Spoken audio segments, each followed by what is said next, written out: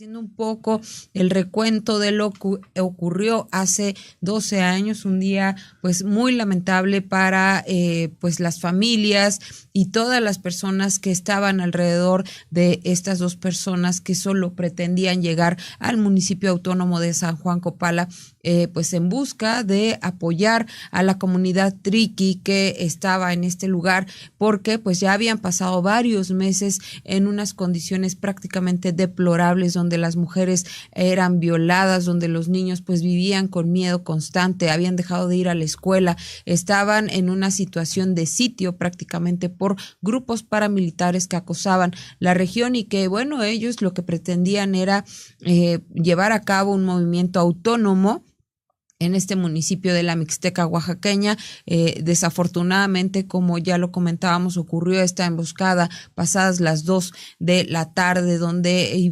viajábamos en caravana haciendo nuestro trabajo como reporteros de la revista Contralínea. Nosotros pretendíamos documentar lo que ocurría en la comunidad triqui, pues por qué se estaba llevando a cabo toda esta violencia, por qué queríamos entender por qué este movimiento de autonomía por parte de pues algunos de los indígenas que estaban en este lugar.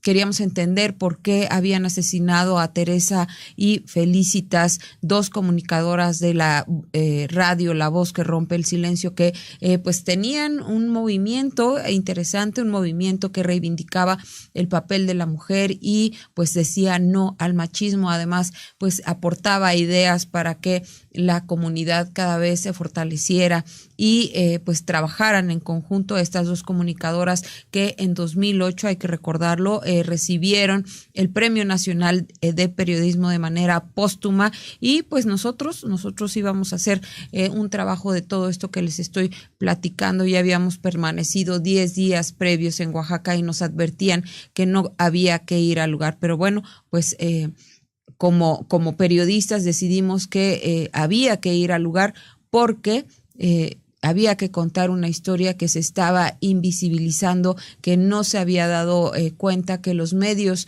no estaban tomando en cuenta de cuál era la conflictividad, que hay que decirlo, han pasado 12 años y pues del asesinato de Alberta Cariño Trujillo, directora de Cactus, mejor conocida como Betty Cariño, y de Giri Yacola, no ha habido justicia. Sósimo, 12 años de impunidad contra los atacantes a esta caravana y contra los asesinos de estos dos defensores de derechos humanos, que lo que hacían era eso, defender los derechos humanos de la comunidad triqui. Y Nancy, bueno, pues, Erika, esta conflictividad en la región triqui, bueno, pues era previa a este ataque del que haces referencia. Fue previa esta conflictividad y ha sido también posterior, de tal suerte que hoy tenemos a desplazados de Tierra Blanca Copala, los tenemos pues en la Ciudad de México, también están en la ciudad de Oaxaca, y que bueno, ayer vimos un operativo, dicen las autoridades, de reubicación, y lo que señalan los triquis y lo que también pudimos ver en imágenes que se distribuyeron en redes sociales, bueno, pues no nada más fue un asunto de reubicación, sino prácticamente un desalojo del plantón que tenían en el Palacio de Bellas Artes. Y Erika, antes de abundar, también queremos dar las gracias a ustedes y darles la bienvenida a nombre de nuestros compañeros de la producción, Javier Alvarado, Héctor Vadillo, Carlos Sánchez, Indra Círigo y Jordana González, quienes hacen posible que lleguemos hasta sus oficinas, hasta sus hogares. Así es, a través de estas dos plataformas, y son ellos los que nos van a apoyar con pues recuperar este video que fue prueba de vida de David Cilia y una servidora, además de dos compañeros, dos defensores de derechos humanos que se unían también a esta caravana de paz, y que pudimos salir corriendo, afortunadamente, en este atentado a nuestra vida por parte de más de 20 gatilleros que se desgajaron en uno de los puntos que dominaba la organización Ubisort, ligada al PRI en aquel momento, esta organización que pues estaba acaparando, hay que decirlo, los recursos que llegaban por parte del presupuesto público a la zona, y que pues por eso se oponía a no a no permitir este movimiento autónomo que se llevaba en la región Triqui, la Ubisort, que significa Unidad para el Bienestar Social de la región Triqui, que fueron, se ha identificado, ellos los que dispararon contra esta caravana de paz. Vamos a recuperar este video que salió a la luz una vez que dos de los compañeros, Noé Bautista y David Venegas, rompieron el cerco y pudieron llegar a uno de los puntos que permitieron más adelante el rescate, nuestro rescate. El día de hoy, martes 27 de abril, un grupo de aproximadamente 20 personas tratamos de entrar a la comunidad de San Juan Copala de manera pacífica. Hoy, siendo las 6 de la tarde aproximadamente, estamos aquí 4 personas. Su servidor David Venegas, grábalos, y que cada quien diga su nombre. Grábalo, y que cada quien diga su nombre. Mi nombre es David Cilia, soy reportero de la revista Contralínea. Tengo un balazo en la pierna derecha y en el costado izquierdo. Estamos a la orilla de la carretera. Y tú, Erika. Mi nombre es Erika Ramírez, soy reportera de la revista Contralínea. Estoy bien, no tengo heridas.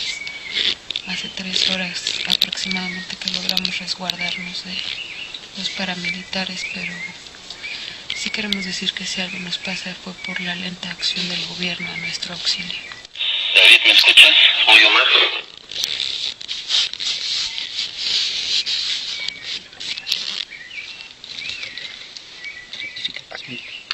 Bueno, aquí David, tengo ya cambio. Mi nombre es Noé Bautista Jiménez. Yo tengo un balazo Compruébame en la que eres nalga, tú, por favor. en la nalga derecha, un balazo en el hombro derecho y un rozón aquí en el costado.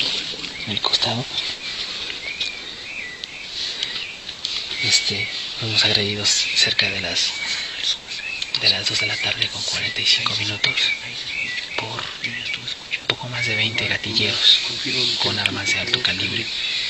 Estamos ahorita escondidos, tememos por nuestra vida, estamos resguardados en la montaña, no sabemos qué pueda pasar con nosotros y qué nos pueden hacer.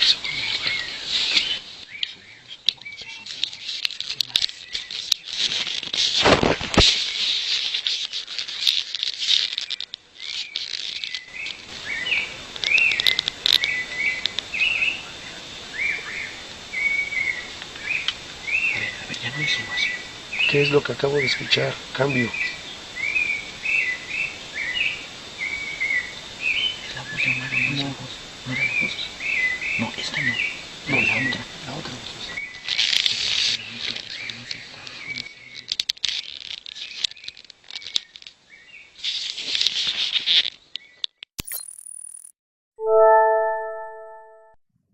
Pues ahí está este video que fue prueba de vida el 27 de abril de 2010 y que permitió que más adelante pudiéramos salirse rescatados por el director de esta revista, Miguel Vadillo, por el padre de David Cilia Olmos, y por todo un operativo, hay que decirlo, de amigos, familiares de la sociedad civil que se movilizó arduamente para que nosotros pudiéramos regresar con nuestras familias. No así Betty Cariño y Giri Yacola, quienes pues han quedado sus crímenes en la impunidad. ¿Qué te parece, Sosimo?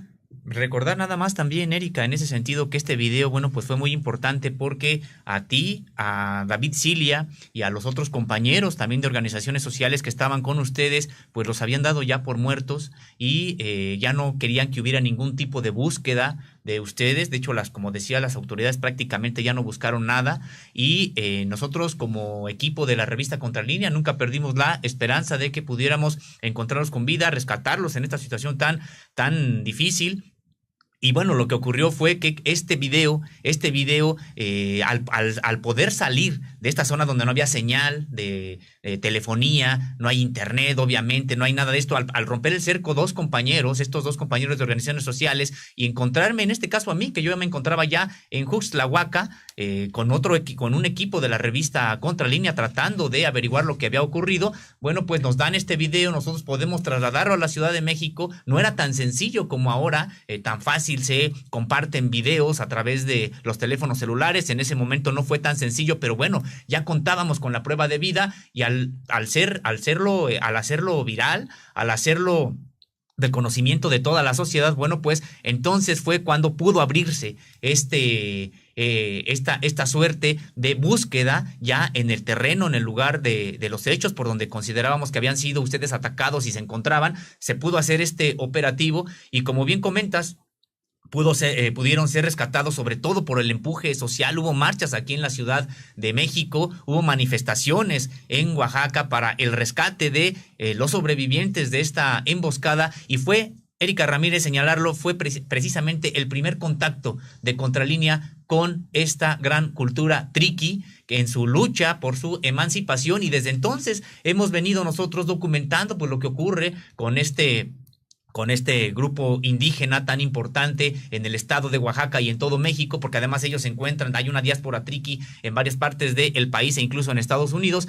Y bueno, pues ahora desafortunadamente hemos visto que continúa esta conflictividad, continúan los ataques armados allá en San Juan Copala, en la región de la Triqui Baja, cuya capital, digamos, se le conoce como San Juan Copala, y que, bueno, pues ahora ha tenido como consecuencia los hechos más recientes, que hubiera grupos de desplazados de la comunidad, en específico de Tierra Blanca Copala, que son los que los que la madrugada de antier fueron reubicados, dicen las autoridades, o fueron desalojados, dicen la comunidad triqui, que fue obligada a trasladarse a otro lugar, y en el que además de todo el día de ayer no les permitían la salida.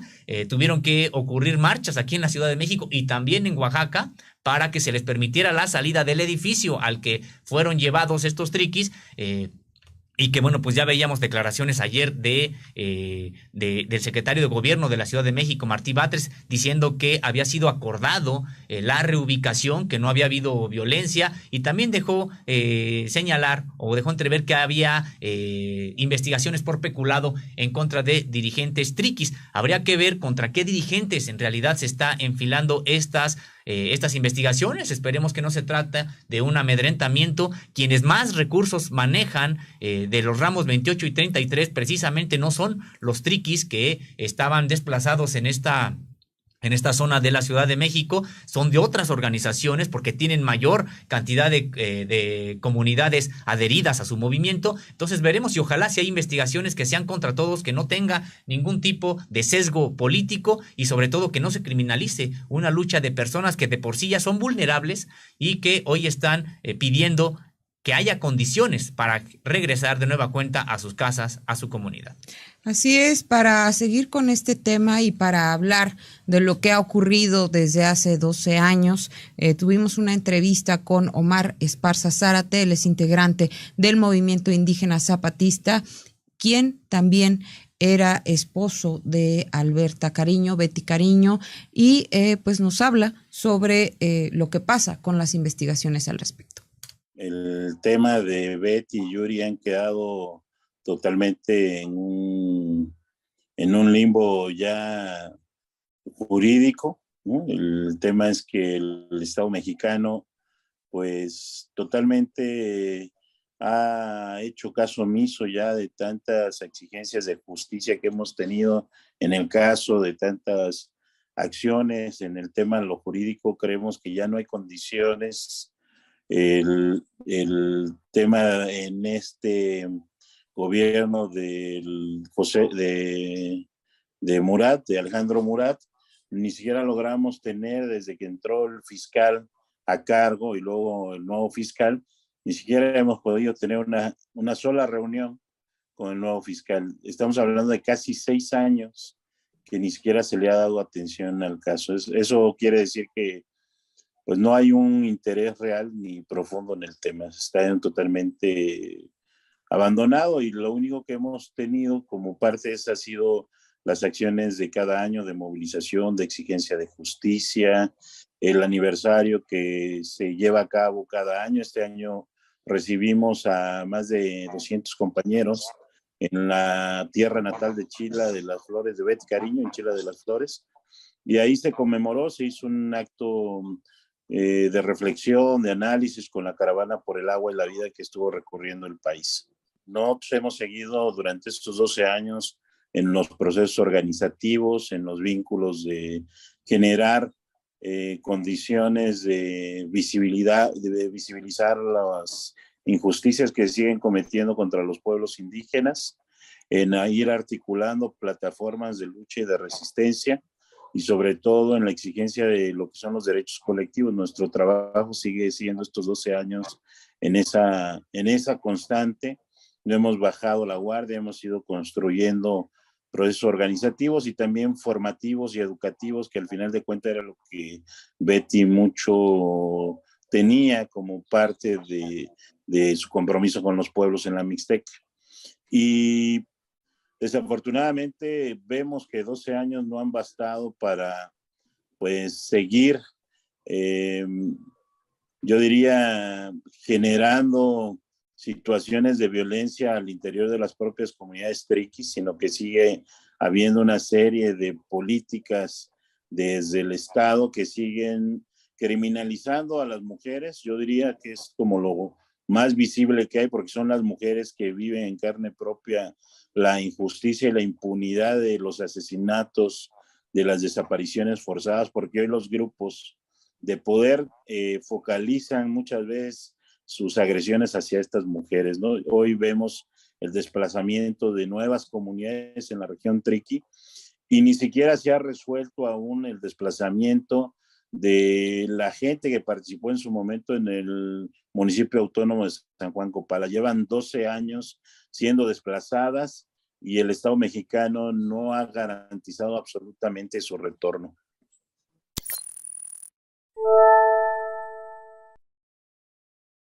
Esparza Zárate, integrante del movimiento indígena zapatista, donde señala que no hay avance en las investigaciones. Han pasado 12 años y no hay presos, no hay detenidos, no hay siquiera investigaciones sobre, en este caso, por la emboscada contra esta caravana humanitaria y de paz que llevaba víveres y medicamentos a el municipio, entonces municipio autónomo de San Juan Copala. Y también nos señala que no se ha resuelto, a 12 años no se ha resuelto, pues el caso de los desplazados. Ya llevan 12 años desplazados de ahí, de San Juan Copala, y no han podido regresar a sus domicilios, a sus hogares. Vamos a seguir escuchando a Omar Esparza. Nos va a hablar ahora sobre cómo se lleva este caso, quién lleva el caso de esta emboscada, qué organismo de los derechos humanos y la justicia social. Veremos ahora. El caso de Betty se llevó y se ha estado llevando a través del Grupo de Acción por los Derechos Humanos y la Justicia Social, que también son representantes de la familia de Yuri, de Eve Yácola, que ha sido una mujer muy comprometida, en la exigencia la mamá de Yuri, y que bueno, pues a través de ella se han seguido planteando a través del Parlamento Europeo acciones de denuncia, de exigencia de justicia, pero creo que ha quedado muy claro que el gobierno mexicano no va a hacer absolutamente nada. Hay una gran decepción de lo que ellos han manifestado, las eurodiputadas Sati Hashu y Keller, pues que no había posibilidades de lograr la justicia en este país. Y a eso me quiero referir, es cómo un caso que ha tenido una proyección internacional no ha podido lograr obtener justicia para Betty y para Yuri. ¿Qué es lo que pasa en este país entonces con todos los otros casos que no tienen esta dimensión internacional? ¿Qué es lo que pasa en este país que no hay justicia para Betty Cariño y Yuri Yácola? Vamos a seguir muy al pendiente, Sósimo, de lo que ocurra en torno a este tema. Vamos a seguir muy al pendiente de lo que ocurre con esta comunidad triqui, que ya lo ha comentado el presidente Andrés Manuel López Obrador. Ha llamado a los líderes de las organizaciones que están asentadas en la Mixteca oaxaqueña a que dialoguen, a que lleguen a acuerdos, a que lleguen a perdones, y en en el momento en que esto ocurra, podría ser firmado un acuerdo de paz tan necesario en esta zona en Palacio Nacional, socio. Así es, Erika, pues esperemos que haya este diálogo y esta voluntad, sí, para llegar a acuerdos y sobre todo que dejen de meter las manos al interior de lo que ocurre en la comunidad triqui, en la cultura triqui, porque es lo que es lo que ha alimentado esta violencia, es lo que ha alimentado estos enconos al interior de las familias, al interior de las comunidades triquis, y esperemos que este esfuerzo que habían ellos llevado para realizar un municipio autónomo allá en la región triqui que aglutinara a todas las comunidades de la triqui baja, bueno, pues terminó violentamente y los triquis volvieron a ser divididos a depender de cabeceras mestizas, además algunas comunidades pertenecen a la de Justlahuaca, algunas a las de Tlaxiaco, algunas a las de Guajuapan, es decir, han sido desgajadas estas comunidades triquis, y parte de esta problemática se debe precisamente a esta intervención a veces muy indebida de las autoridades estatales, federales, municipales, de manera histórica. Son varios años de incidencia al interior de esta comunidad, Erika. Ahora vamos a platicar con Horacio Santiago Díaz, él es integrante del Movimiento de Unificación y Lucha Triqui Independiente, quien nos habla pues de este movimiento que se hiciera, este traslado que se hiciera del plantón que se tenía en Bellas Artes a una alcaldía de Venustiano Carranza. Vamos a escucharlo. El día cuando la removieron, el gobierno de Ciudad de México había argumentado que los iba a mover a un albergue temporal en donde supuestamente habían las condiciones necesarias para que esas personas pudieran habitar, supuestamente. Sin embargo, el problema fue que cuando las compañeras ya acudieron, en contra de su voluntad, pero acudieron ahí al lugar en donde supuestamente estaría el albergue, realmente era un estacionamiento que estaba repleto de basura.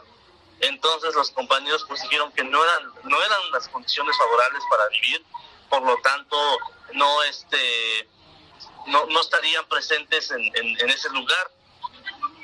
A pesar de eso, el gobierno, la policía los mantuvo ahí, como que no les permitió que se salieran.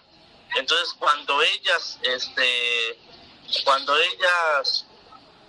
intentan salirse para ir a comprar comida, lo que hace el gobierno, de lo que es la policía, es empezar a agredirlas para que, con tal de que se quedaran pues adentro, ¿no? Entonces cuando ellas empiezan a salir por la fuerza, y es cuando se da este enfrentamiento con la policía, porque la policía no permitía que las personas se salieran de ese estacionamiento, y ellas pues hicieron lo posible con tal de salirse.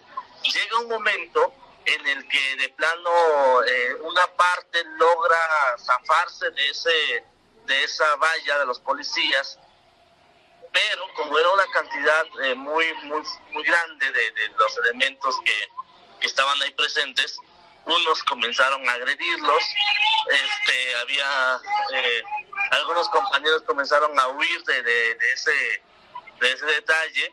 Entonces los policías lo empezaron a corretear, y es justo cuando llegan a una calle que se llama Mapimí, perdón, como a unas 2 o 3 cuadras ahí cercanos al supuesto albergue, y hay unos vecinos que se dan cuenta de esa agresión. Entonces le abren las puertas de un departamento para que los compañeros se metieran a resguardarse. Entonces se mete una parte de las compañeras junto con otras personas de otros movimientos. Entonces allí es cuando la policía rodea esa área, ese edificio, desde ayer como a las 2, 3 de la tarde, y hasta el día de hoy no han liberado ese edificio. Sigue acorralado. Las compañías siguen sin poder salir porque no les permiten la salida.